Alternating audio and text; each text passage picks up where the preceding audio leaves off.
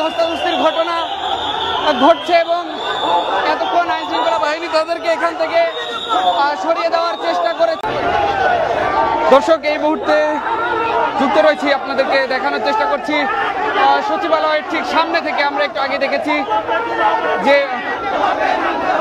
সচিবালয়ের 2 নম্বর গেট, ঠিক সেখানে কিন্তু বিক্ষোভ করেছেন, তাদের কিছু দাবি দাওয়া নিয়ে ঠিক তারা এসেছিলেন। দর্শক, যেমনটি দেখছেন সেই বিক্ষোভকারীদের এখন কিন্তু সরিয়ে দেওয়ার ছত্রভঙ্গ করে দেওয়ার চেষ্টা করছে আইন শৃঙ্খলা বাহিনী।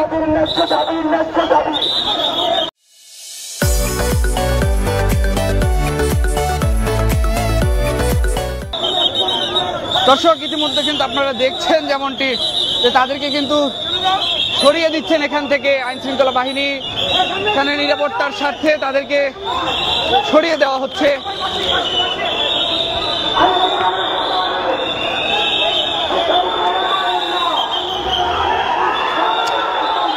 দর্শক, আপনারা যেমনটি দেখছেন তাদের সঙ্গে কিন্তু এক প্রকার ধস্তাধস্তির ঘটনা ঘটছে এবং এতক্ষণ আইন শৃঙ্খলা বাহিনী তাদেরকে এখান থেকে সরিয়ে দেওয়ার চেষ্টা করেছে, কিন্তু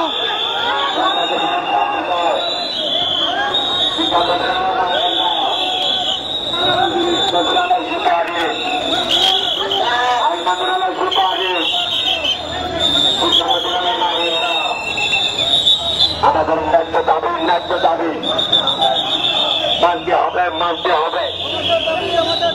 আপনার সঙ্গে আবু ধাইটার বাংলায় ভারতীয় বাংলায়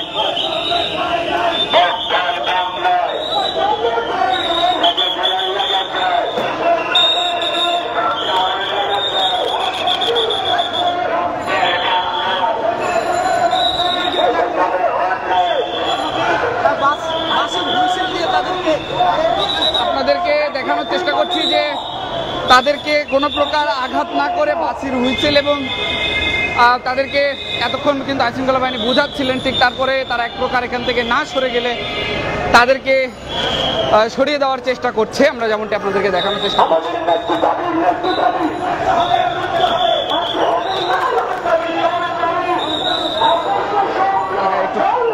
একটু পার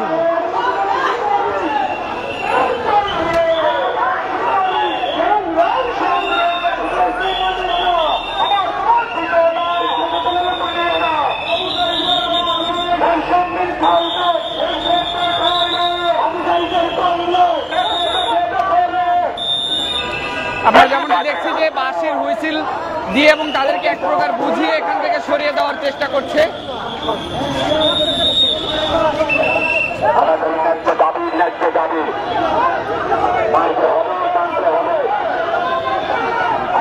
আপনারা যেমনটি আপনাদেরকে জানিয়ে রাখি যে তাদের বেশ কয়েকটি দাবি দাওয়া নিয়ে তারা সচিবালয়ের সামনে এসেছিলেন এবং আইন শৃঙ্খলা বাহিনী সেখানে ব্যারিকেড দিয়ে দেয় এবং তাদের সাথে কথা বলে যেমনটি জেনেছি যে তাদের একটি দল কয়েকজনের সদস্য সচিবালয়ে যাওয়ার কথা ছিল, কিন্তু সেটিও করা হয়নি। পরবর্তীতে তাদেরকে সচিবালয়ের 2 নম্বর গেট থেকে সরিয়ে দেয়।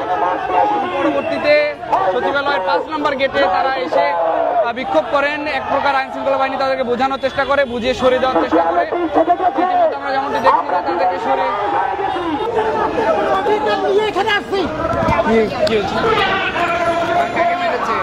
কাকে মেরেছে? আমাদের এক ভাইকে মেরেছে, ধাক্কা মেরেছে, আমাকে ওখান থেকে ধাক্কা নিয়ে আসছে। আমরা তো শিক্ষকতা অবস্থায় আছি, আমরা কলম ধরে সারা জীবন কলমেই মরতে চাই। কলমের পরিবর্তে আমরা অস্ত্র ধরতে চাই না। একটাবার যদি আবেদন করতে দিত, আমি আমার গ্রুপে সারা বাংলাদেশে আমি সপ্তম হওয়ার পরেও আমি কি একটাবার আবেদন করতে পারি না? এটা কোন নৈরাজ্য? এখানে এই নৈরাজ্য আমরা মানি না, এই নৈরাজ্য আমরা মানি না, এটা মানতে দেওয়া যায় না, এটা অসম্ভব। শিকার আমরা কি চান? আসলে আমাদের একটা বারও যদি আমাদের আবেদন করার সুযোগ দিত, তারা আমাদের 4 বছর নষ্ট করেছে, কিন্তু আমাদেরকে একটা বার আবেদন করার সুযোগ দেয় না। এটা একেবারে জুলুম।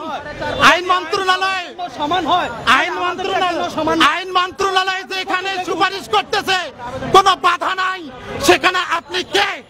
শিক্ষা মন্ত্রণালয় কি? তারা কেন আমাদেরকে এটা আমাদের ন্যায্য অধিকারটা দেবে না। কেন দেবে না? এটা আমাদের জীবন মরণ সমস্যা।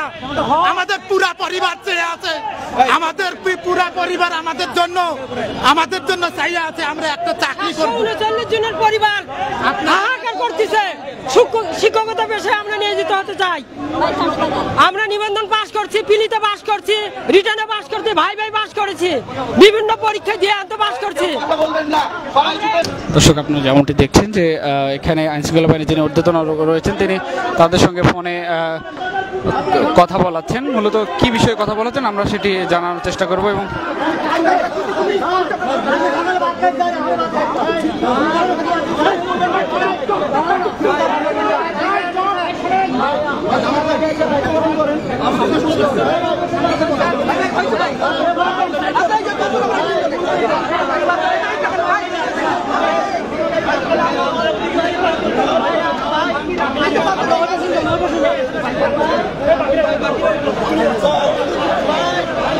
আমরা দেখছি যে শিক্ষকরা কিন্তু অঝরে কান্না করছেন এবং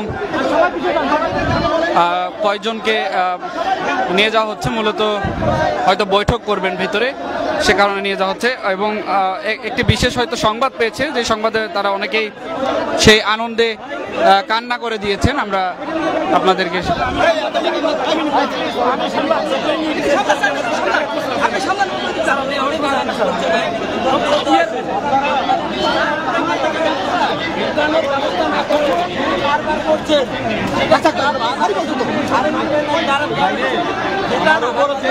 দেখছি যে আইন শৃঙ্খলা বাহিনী কিন্তু তাদেরকে বোঝানোর চেষ্টা করছে। কি বললেন আসলে, কি বললেন আপনাদেরকে, কার সাথে কথা বলালেন? আসলে পুলিশের মধ্যস্থতায় পুলিশকে শিক্ষা উপদেষ্টার সম্মানিত এপিএস সাহেব ফোন দিছে এখানে দায়িত্বপ্রাপ্ত পুলিশ কর্মকর্তাকে। ওনার মাধ্যমে আমরা ইনফরমেশন পাইলাম যে আমাদের আন্দোলনকৃত যারা ভুক্তভোগী আছে 17তম নিবন্ধনধারী ভাই বোনদের পক্ষে থেকে প্রতিনিধি 10 জন চেয়েছেন। ওনারা আমাদের এই 10 জন আপাতত গেছে। যতক্ষণ পর্যন্ত আমাদের দাবি আজকে মানা না হবে, ওই 10 জন যতক্ষণ পর্যন্ত আমাকে ইনশিওর করবে না, ততক্ষণ পর্যন্ত আমরা এই আন্দোলনের মাঠ থেকে যাব না। হয় মৃত্যু, না হয় আজকে আমাদের চাকরি নিশ্চয়তা।